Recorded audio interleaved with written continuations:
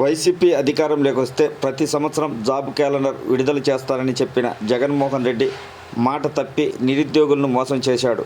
రాబోయే ఎన్నికల్లో వైసీపీని ఓడించాలని టీడీపీ బీసీ సాధికార సమితి నాయకుడు శివప్రసాద్ నాయుడు పిలుపునిచ్చారు. అనంతపురం నుంచి నిరుద్యోగ జేఏసీ చేపట్టిన బస్సు యాత్ర రాయచోటికి చేరుకోవడంతో శివప్రసాద్ నాయుడు సంఘీభావం తెలిపారు.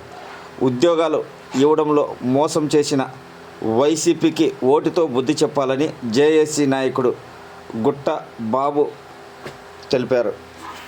యువతులకు అందరికీ సంఘీభావం తెలియజేస్తున్నాను. ముఖ్యంగా తెలియజేయడం ఏమనగా 40 లక్షల మంది నిరుద్యోగులకు మాట ఇచ్చే మోసమే జగన్మోహన్ రెడ్డిని దించేయడం, ప్రతి ఒక్కరూ సైకిల్ గుర్తుకు ఓటేసి అత్యధిక మేరతో మన పార్టీని గెలిపించవలసిన కోరడం జరిగింది. అంతేకాకుండా ప్రతి ఏటా జనవరి 1వ తేదీన జాబ్ క్యాలెండర్ ప్రకటించలేదని మా నిరుద్యోగ చైతన్య యాత్ర చేయడం జరుగుతుంది. 2,30,000 మందికి ప్రభుత్వ ఉద్యోగాలు భర్తీ చేయడం లేదు.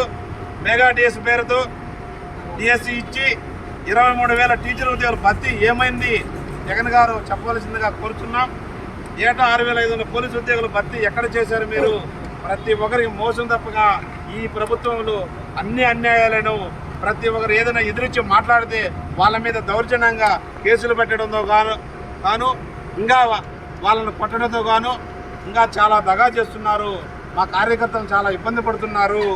ప్రత్యేక హోదా తెచ్చి ప్రైవేటు పరిశ్రమ ఏర్పాటు చేస్తారన్న వాగ్దానం కూడా మర్చిపోయారు ఈ జగన్మోహన్ రెడ్డి గారు. పరిశ్రమల్లో స్థానిక యువతకు 70% ఉద్యోగాలు ఇస్తామన్న వాగ్దానం ఏది? ఇది మర్చిపోయారు. 167 గ్రూపు 1 ఉద్యోగాలకు 150 కోట్లకు అమ్ముకొని నీ అనుకూల వ్యక్తులకు ఉద్యోగాలు ఇస్తున్నావు. టీటీడీ బోర్డు మెంబర్ కూడా ఒక బీసీలు అని చెప్పి టోటల్ వాళ్ళ సామాజిక వర్గానికి ఇస్తున్నావు.